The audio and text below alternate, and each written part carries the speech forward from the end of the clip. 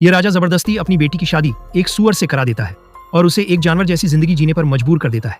क्योंकि इस राजा की 3 बेटियां थीं और एक दिन राजा बाजार जाने की तैयारी कर रहा था। तभी उसने अपनी बेटियों से पूछा कि वह क्या तोहफा चाहती है। पहली और बड़ी बेटी ने कहा कि उसे एक सोने से बनी ड्रेस चाहिए। दूसरी बेटी ने कहा उसे चांदी की ड्रेस चाहिए।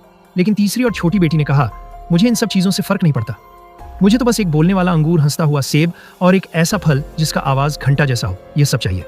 इन सभी चीजों का मिलना नामुमकिन था, लेकिन बेटी से प्यार करता बाप बिना कुछ कहे बाजार चला गया और पहली और दूसरी बेटी का सामान खरीद लिया। लेकिन जब तीसरी बेटी की बारी आई तो सभी लोगों ने हाथ खड़ा कर दिया। ऐसी चीज कभी किसी ने सुनी और देखी ही नहीं थी। राजा परेशान होकर घर जाने लगा, लेकिन तभी उसका रथ एक गड्ढे में फंस गया। आसपास के लोगों ने राजा की मदद करने की सोची, लेकिन किसी से कुछ नहीं हुआ। तभी एक सूअर राजा के पास आया और कहा मैं आपकी मदद कर सकता हूँ, लेकिन बदले में मैं आपकी सबसे छोटी और सुंदर बेटी से शादी करूंगा।